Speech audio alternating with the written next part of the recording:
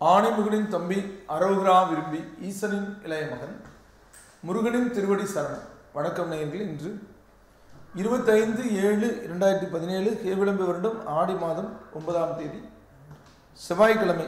துதியை பின் திருதியை திதி, மகம் நட்சத்திரம், தைதுல கரணம், சித்த யோகம் கூடிய நாள். சூலம் வடக்கு வடமேற்கு. நாளைக்கு 12 பரிகாரம் பால். இன்னைக்கு முருகனுக்கு பால் அபிஷேகம் பண்ணலாம், ரொம்ப நல்லது. செவ்வாய்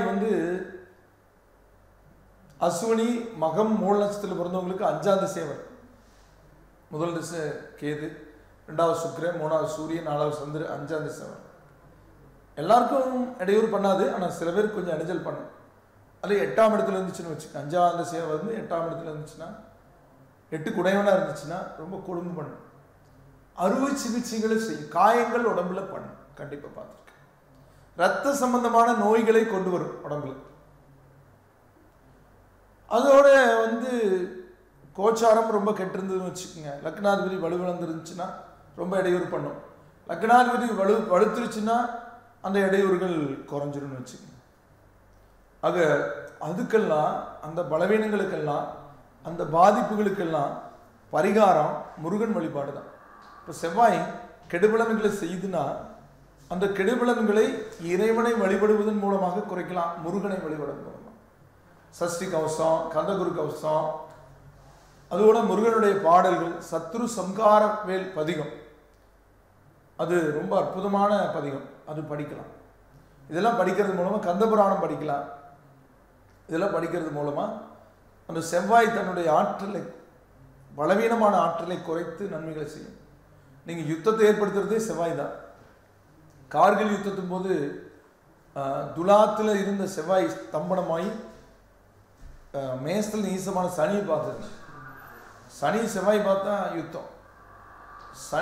செவ்வாய் வீட்டில் சனி இருந்தாலும், சனி வீட்டில் செவ்வாய் இருந்தாலும் யுத்தம் ஏற்படும்.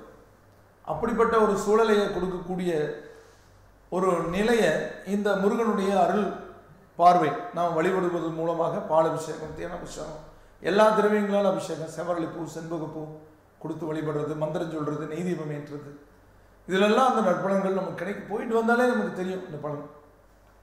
சில பேர் சில கோயிலுக்கு போயிட்டு வந்தால் அப்புறம் சரியில்லைங்கிறாங்க. போயிட்டு வராமல் இருந்திருந்தா இன்னும் சரியில்லாமல் வந்திருக்கு. அதுக்காகத்தான் அங்கே போயிட்டு வர வச்சிருக்கார் கடவுள். அப்படி எடுத்துக்கணும். அஸ்வினி பரணி கிருத்திகோணாம் பாதங்களோட ராசி அதிபதி செவ்வாய். இந்த ராசிக்கு கிரக நிலைகளோட போக்கு இன்னைக்கு திரிகோண சந்திரன். திரிகோணத்தில் இருக்கக்கூடிய சந்திரன் நல்ல பலன்களை கொடுப்பார். எடுக்கிற காரியங்கள் எல்லாம் நல்லபடியாக நமக்கு நடத்தி கொடுப்பார். எப்படி நடத்தி கொடுப்பார்னா, நமக்குள்ள இருந்தே நடத்தி கொடுப்பார். நம்மளுக்குள்ள இருந்து எப்படி நடத்தி கொடுப்பார்னா, சிந்தனை தெளிவாக இருக்கும், நம்ம நல்ல முடிவெடுப்போம், நல்ல முடிவெடுத்தால் நல்லா நடக்கும். எவ்வளோதான். நான் சொல்கிறது என்னென்னா, நம்ம முயற்சி, நம்ம முடிவு, நம்ம வாழ்க்கை. அந்த நம்ம முயற்சிக்கும் நம்ம முடிவுக்கும் சந்திரன் நல்லா இருக்கணும், மனக்காரங்க. அப்போ தான் நம்ம பேச்சு நல்லா அந்த எடுத்து கொடுக்கும். ஒரு அரசியல்வாதி, ஒரு அரசியல் கட்சி தலைவர் பேசுகிறார், மேடையில் பேசுகிறாருன்னா, கைதட்டல் கிடைக்குதுன்னா அது அவருடைய சிறப்பு, அந்த தனித்திறமை. அது இந்த மாதிரி நேரத்துலன்னா ரொம்ப கூடுதலாக திறமை வெளிப்படும். நீங்கள் ஒரு பேச்சு போட்டியில் கலந்துட்டா கூட இந்த மாதிரி நாளில் பேசுனீங்கன்னா ரொம்ப கைதட்டல் வாங்குவீங்க, முதல் பரிசு வாங்குவீங்க. அதே சிந்தனை திறன் அதிகரித்து செயல்பாடுகளுக்கான நிலைக்கு போகக்கூடிய, அதாவது இறுதி முடிவு எடுக்கக்கூடிய ஒரு சந்தர்ப்பம். ஒரு பில்டிங் ஒர்க்கு இருக்குன்னு வச்சுக்கோங்க. அதெல்லாம் பிளான் எல்லாம் கடைசியில் ஃபைனல் பண்ணுறது, அதை ஃபைனல் பண்ணக்கூடிய சந்தர்ப்பத்துக்கு கொடுக்க நிற்கும். அஸ்வினியில் பிறந்தவங்க அம்மனையும், பரணியில் பிறந்தவங்க முருகனையும், கிருத்திகையில் பிறந்தவங்க சக்கரத்தாழ்வாரையும் வழிபடுங்க. அடுத்தது ரிஷப ராசி. கிருத்திகை 2, 3, 4 பாதங்களும், ரோகிணி 4 பாதங்களும், மிருகசீடம் 1, 2 பாதங்கள் இருக்கு.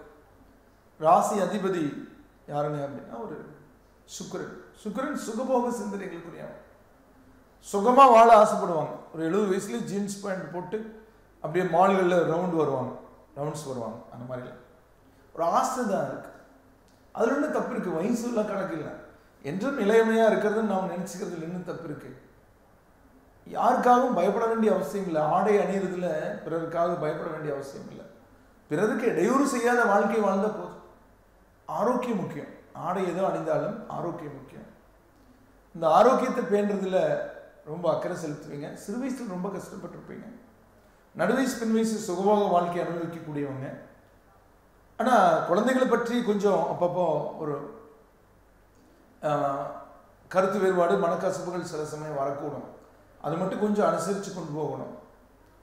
இன்னைக்கு பார்த்தீங்கன்னா சந்திரனோட போக்கு இடம், வீடு, வாகனம், பதவி, தொழில் சம்பந்தப்பட்ட வகையில் உங்களுக்கு ஒரு மிருகசீடம் 3-4 பாதங்களும், திருவாதிரை 4 பாதங்களும், புனர்பூசம் 1-2-3 பாதங்கள் இருக்கு. ராசி அதிபதி புதன், வித்யாகாரகன், வித்தைகளுக்குரிய புதன் 2ஆம் இடத்துல பகை பெற்றிருந்தாலும் 2ஆம் இடத்துல பரவாயில்ல. சந்திரன் 3ஆம் இடம் போகிறது மோசம் இல்லை. சூரியனும் சந்திரனும் பரிவர்த்தனை ஆயிருது இல்லைங்க. சந்திரன் அவர் வீட்டிலே இருந்த மாதிரி தான். சூரியன் வீட்டில் சந்திரன் இருக்கு, சந்திரன் வீட்டில் சூரியன் இருக்கு. அதனால உங்களுக்கு 6ல் இருக்கிற சனி உங்களுக்கு வாய்ப்புகளை கொடுப்பார். புதிய நட்புகள், அவர்கள் மூலமாக புதிய வாய்ப்புகள் வந்து சேரும். இன்னைக்கு எடுக்கிற முடிவு சரியா இருக்கும். இன்னைக்கு நடக்கிற பிசினஸ் அதிக லாபத்தை கொடுக்கும். கல்வியில முன்னேற்றம் அதிகரிக்கும். பெண்களுக்கு மகிழ்ச்சி கொடுக்கக்கூடிய நாள். மிருகசீடத்தில் பிறந்தவங்க முருகனையும், திருவாதிரையில் பிறந்தவங்க ராமானுஜரையும், புனர்பூசத்தில் பிறந்தவங்க திருப்பதி வெங்கடாசலபதியும் வழிபடுங்க. அடுத்தது கடக ராசி. புனர்பூச 4ஆம் பாதமும், பூச 4 பாதங்களும், ஆயிலும் 4 பாதங்கள் இருக்கு. ராசி அதிபதி சந்திரன். சந்திரன் எனக்கு 2ஆம் இடத்துல சூரியனோட பரிவர்த்தனை. ஏன்னா உங்க ராசி அதிபதி 2ஆம் இடத்துல இருக்கார், 2ஆம் இடத்துக்கு அதிபதி ராசியில் இருக்கார். இது ஒரு சிறப்பு. பண தேவைகள் பூர்த்தியாகும், பயணத்தால் நன்மை நிகழும். உங்களுக்கு பிறருடைய ஒத்துழைப்பு அதிகரிக்கும்.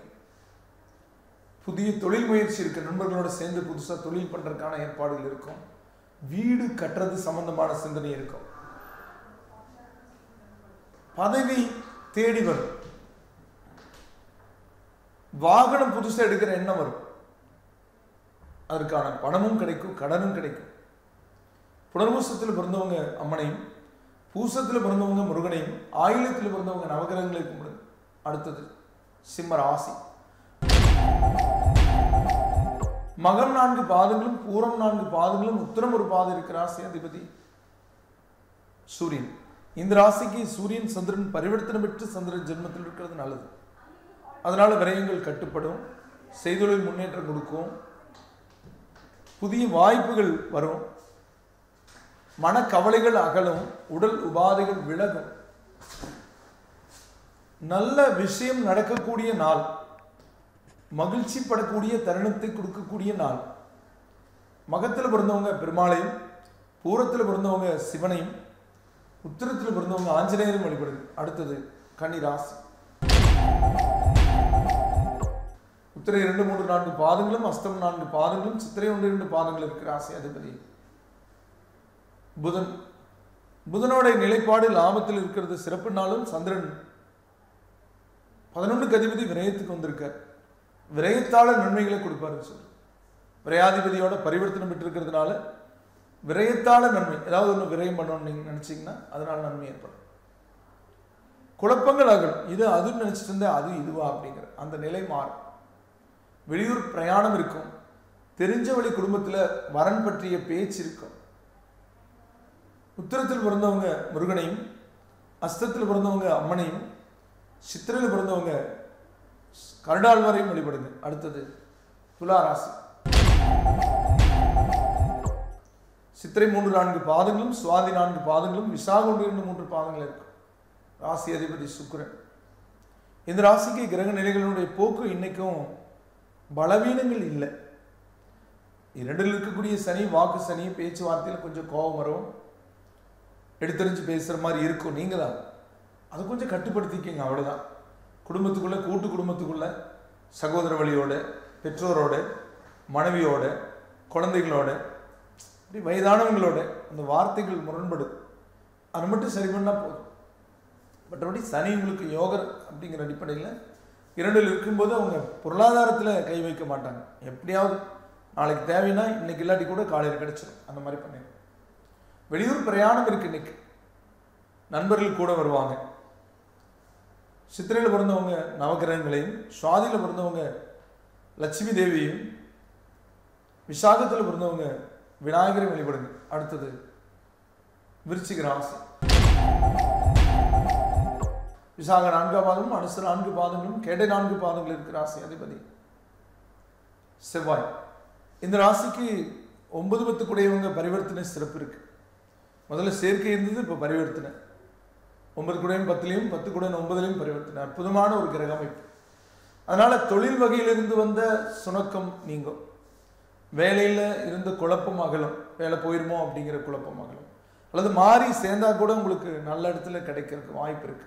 இடமாற்றமே ஏற்படுதுன்னு வச்சுக்கோங்க, கவலைப்பட வேண்டாம். அது நல்லதுக்குன்னு எடுத்துக்கலாம். சில விஷயங்கள் தீயதுக்குனாலும், இப்போ உங்களுக்கு வேலை மாற்றம் என்ன வருது, இல்லை வேலை ஒரு சில பேருக்கு போயிடுது, புதுசாக தேடணும்னு இருக்குன்னா அது கூட சரிதானே. ஒருத்தர் வந்து ஒரு 20 வருஷம் ஒரு இடத்துல இருக்காரு, அப்புறம் மாறணுன்னே கவலைப்படுறாரு. மாறி கொஞ்ச நாள் ஆனோடனே ஏன் முதல்ல மாறிடக்கூடாதுன்னு நினைக்கிறாரு. அப்படியும் கூட இருக்கு. ஆனால் உங்களுக்கு அப்படித்தான் இருக்கு. விசாகத்தில் பிறந்தவங்க அம்மனையும், அனுசத்தில் பிறந்தவங்க முருகனையும், கேடையில் பிறந்தவங்க பெருமாளையும் கும்பிடுங்க. அடுத்தது தனுசு ராசி. மூலம் 4 பாதங்களும், பூராடம் 4 பாதங்களும், உத்திராடம் ஒரு பாதம் இருக்கு ராசி அதிபதி குரு பகவான். இந்த ராசிக்கு சந்திரன் அஷ்டமத்திலிருந்து விலகி திரிகோணத்தில் இருக்கிறது பரவாயில்ல. சிந்தனை தெளிவா இருக்கு, குழப்பங்கள் அகலும், உடல் சோர்வு நீங்கும், பணவரவு கூடும், தொழில் இயல்பு நிலைக்கு வரும். மூலத்தில் பிறந்தவங்க ஆஞ்சநேயரையும், பூராடத்தில் பிறந்தவங்க சப்தகண்ணீரையும், உத்திராடத்தில் பிறந்தவங்க மகாலட்சுமி வழிபடுங்க. அடுத்தது மகர ராசி. உத்திராடம் 2 3 4 பாதங்களும், திருவோணம் 4 பாதங்களும், அவிட்டம் 1 2 பாதங்கள் இருக்கும் ராசி அதிபதி சனி. இன்னைக்கு கொஞ்சம் குழப்பங்கள் கூடுதலாக இருக்கக்கூடிய நாள். வரலாமா வேண்டாமா அப்படிங்கிற குழப்பம் இருக்கு. பின்விளைவுகளை சிந்திக்கலாம். சிந்திச்சுட்டே இருந்தாலும் முடியாது. ஒன்று வரணும், இல்லைன்னா வரலைன்னு சொல்லணும் அப்படிங்கிற ஒரு நிலை இன்னைக்கு முடிவெடுப்பீங்க. ஆனால் இன்னைக்கு எடுக்கிற முடிவு அவசர முடிவு கூடாது. எதுலையும் போக்குவரத்தில் கவனம் இருக்கணும். குழந்தைகளுக்கு படிப்பில் இன்னைக்கு எழுதுகிற எக்ஸாம் குறைந்த மதிப்பெண் வரலாம், அதுக்காக கவலைப்பட வேண்டாம். மதிப்பெண் மட்டுமே மதிப்பை கூட்டாது. ஆக உடம்பு அவிட்டம் 3 4 பாதங்களும், சதயம் 4 பாதங்களும், புரட்டாதி 1 2 3 பாதங்கள் இருக்கு ராசி அதிபதி சனி.